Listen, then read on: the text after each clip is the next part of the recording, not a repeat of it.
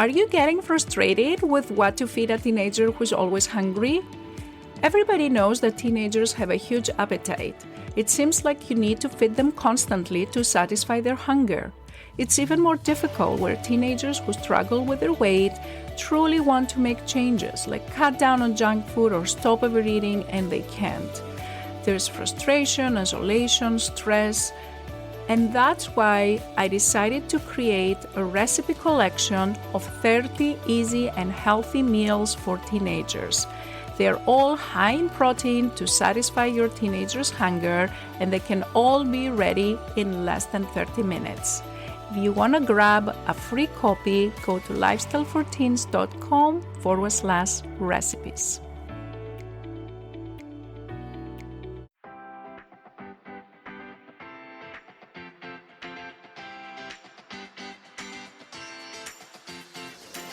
This is the Lifestyle and Weight Loss for Teens podcast.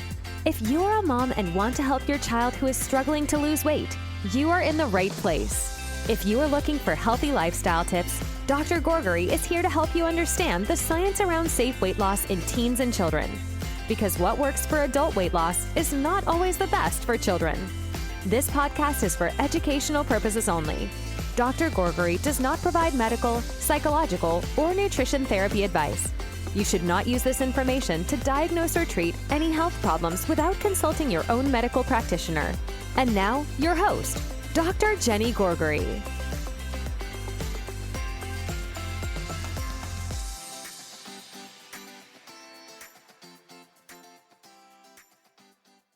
Hello, welcome to another episode of the Lifestyle and Weight Loss for Teens podcast. This is Dr. Jenny Gorgery, and I will be continuing the conversation about puberty hormones.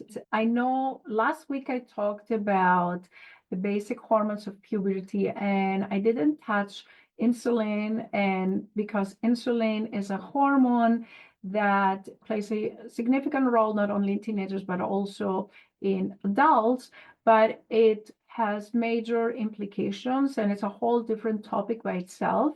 So I will be devoting this episode just to focus on the insulin, and it's what we call also insulin resistance. And why do we think insulin resistance is something that if we improve it, we have more chances of getting into a healthier weight? And I see, like by talking with families and teenagers, I realize there is a lot of confusion around the insulin and the hypoglycemia, low blood sugars, feeling low blood sugars, feeling shaky, dizziness, and the high blood sugars. And is this diabetes? Is because they know they have diabetes as associated with high blood sugar. So I wanted to clear this confusion, try to clear this confusion and explain better what is insulin and what is insulin resistance and what is diabetes and why do we even care about all those things. So insulin is a hormone that is produced by the pancreas, which is an organ located near the stomach. The insulin is responsible to keep the sugar under control so that people don't get diabetes. Typically, what happens when a teenager has a dessert that has a lot of sugar, if it was not for the insulin and the teenager ate that sugar, if there was no insulin, the blood sugar would go elevate, like it would be like 300 blood sugar. Why doesn't this happen? That doesn't happen because when you eat the dessert or when you eat anything that has a high carbohydrates, like if you eat bread or pasta or pizza, it's like similar, then you get a higher increase in insulin, and this high increase in insulin helps bring the sugar down so you don't have diabetes. Your pancreas is working fine. Your pancreas is producing the insulin that you need and keeps your sugar down. That's normal. That's a normal response. Now, what happens if your body goes into this higher and higher insulin production all the time? Let's say that you have high carbohydrates all the time, and that leads to you having increased weight gain. That is when your body develops what we call insulin resistance. What that means is that imagine your pancreas working and working and working and working, producing all this insulin. Eventually, your pancreas is going to get tired and it's going to tell your body, I am done producing so much insulin. I cannot do this anymore. And that's when you can get into trouble by developing diabetes type 2. That's when your insulin is produced, your body is producing insulin is not enough to sustain the requirements of your body to keep the sugar under control. Obviously, that doesn't happen from one day to the other because our bodies, especially teenage bodies, are very healthy. They're very young. The pancreas has a lot of reserves. However, unfortunately, we now see cases of type 2 diabetes even in teenagers. And that happens because of the excess weight gain that we have seen in the recent years in children that are as young as 3, 4, 5, 6 years of age. So by the time a teenager reaches the age of 16, they may have 15 years, or not 15 years, probably 10 years of high insulin resistance, and they may get into diabetes, which means they may have to get medications that in the beginning they may be pills, later on they may require insulin, which is injection, etc. The other thing I want to say is that this is an effect of having too much unhealthy weight. And that is because when there is a lot of body fat around the muscles, the body fat kind of, in simple words, the body fat prevents the insulin action, because insulin is supposed to bring the sugar from your blood and get it in your muscles, because your muscles require the sugar to survive, to get the energy that they need, right, to sustain your body functions. So if there is muscle fat around the fat or overall in your body, that prevents their insulin action. So let's say that somebody who does not have so much fat eats one cupcake. The amount of insulin that this person requires, let's say this teenager that has a normal BMI has a cupcake, and then there's another teenager that has an unhealthy, very high BMI above the 95th percentile, and that second teenager also eats the same cupcake. Again, if you don't know what BMI is, I invite you to go and listen to episode 1 of this podcast. The amount of insulin that is secreted to control the sugar from this one single cupcake may be this much from the boy that has normal body mass index, but it can be double the amount in the boy that has unhealthy BMI and is overweight. And that happens because the boy that has unhealthy BMI, the boy that has extra fat in their body, requires more insulin to make sure that the sugar drops and the sugar gets into the normal levels. And that's why we keep on saying that having a healthier body mass index, having a healthier weight for your height, decreases the risk to develop eventually type 2 diabetes later in life, because your body does not have to produce so much insulin throughout your teenage years and later on, and therefore you have a healthier pancreas and a healthier body and less risk to get type 2 diabetes.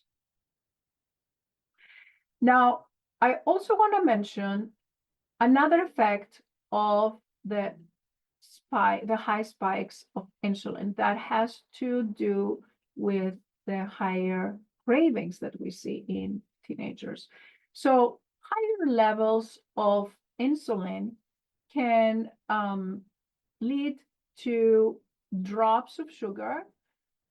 So when you eat this cupcake, the sugar gets up, the insulin gets up, the sugar is brought down, and then this big fluctuation of your sugar up and down, that can create the cravings, that can create this feeling of hunger. And that's why if you have noticed, if you have a snack or a meal that does not have any protein or does not have healthy fats, you see these cravings, like you want to have more chocolate, you want to have more pizza, you want to have more bread, because your body is going into this vicious cycle that it's producing more insulin, is producing bigger fluctuations in the sugar, and that fluctuation creates the cravings. Things that teenagers can do to improve insulin resistance are what I have discussed before about lifestyle modifications, and I will be talking more in future episodes about how to help insulin resistance that occurs during puberty. And finally, another thing that I would like to point out is that insulin resistance is an expected effect that we see, is expected in teenagers, even if they have normal body weight.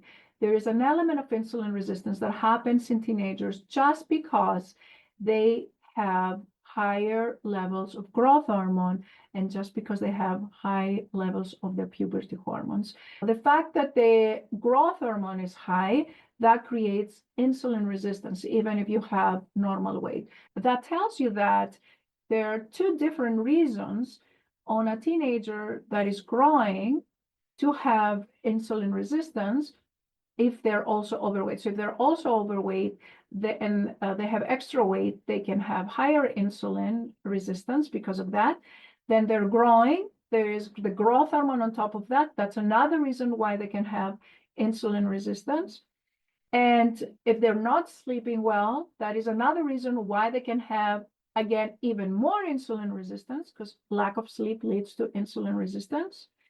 If they're eating more carbohydrates, more grains without enough protein and fat, that leads to more insulin resistance. And again, insulin by itself is a hormone that is absolutely necessary.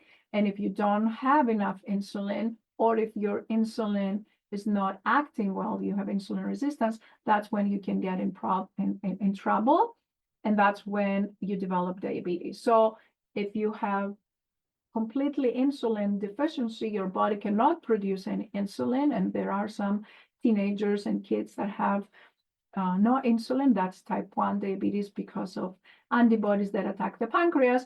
Or you can have eventually develop type 2 diabetes, and that's when your body has insulin, but that insulin does not act properly.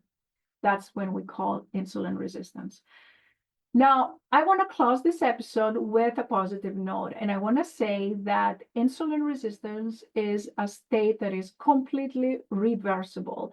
Insulin resistance can go back to normal insulin levels when teenagers learn how to have healthier habits, follow a healthier lifestyle, and they can balance their insulin with those natural changes that they can do, the actual healthier habits that I will be talking more about this in future. I have already talked on previous episodes. My take-home message for you today is take care of your pancreas. Make sure that you do anything that you can to improve your insulin resistance. I mentioned a few ways, and let me know what you think would be one way that you want to follow, and just make it a goal. And again, you don't have to make all of it at the same time, but even if it is like something simple that I will be walking for 15 minutes every day after I have a dinner, after I have lunch. That's a small change that can improve your insulin resistance, that can improve your pre-diabetes.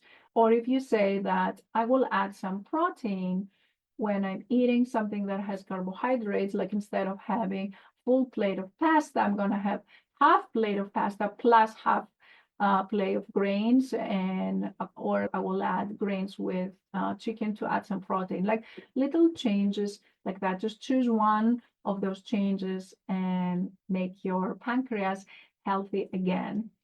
So that's all I had for you for today. I hope it was helpful, and I will be talking more about hormones. If you haven't subscribed to my newsletter, you can go to lifestyle14s.com and sign up for the free resources, and talk to you soon. Take care.